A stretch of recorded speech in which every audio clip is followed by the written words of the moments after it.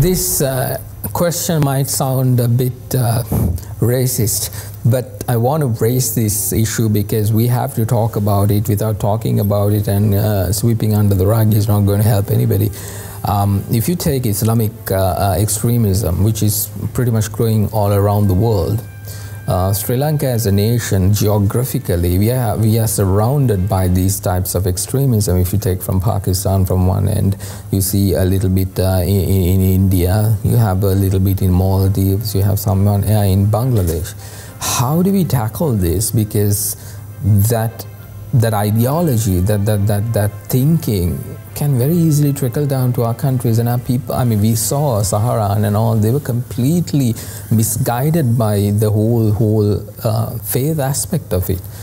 Even last time we discussed, Dr. Pratibha Mahanama said that in Islam, they never say anything of that sort, but then again, they have changed it as such in order to achieve some kind of a goal, some kind of a target.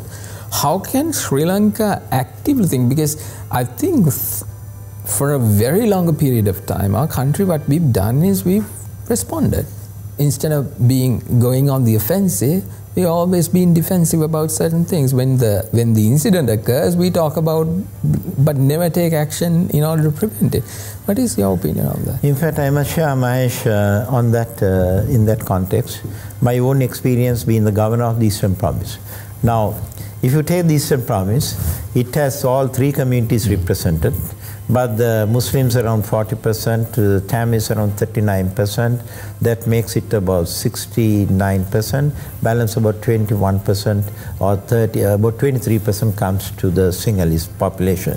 But the concentration of these groups in given geographical locations run into more than 100,000 in a given location, and sometimes the poverty factors and the deprivation of the fundamental wherewithal for subsistence and succor has contributed largely for people to come and spread various ideologies and inculcate them into those beliefs.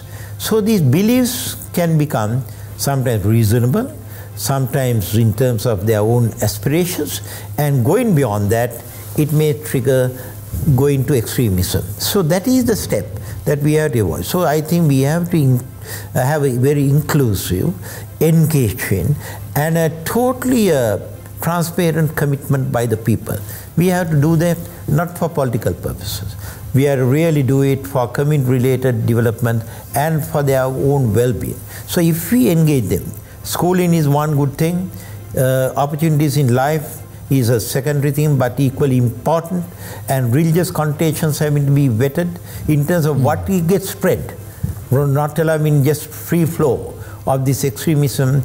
It's a threat to their own lives, to their own beliefs. It's, I would say, Mahieash, it's like improvisation of extremist ideology in terms of what they are meant to believe in terms of their faith. So right to faith being respected, but it get in, I think, it's like a variant in COVID.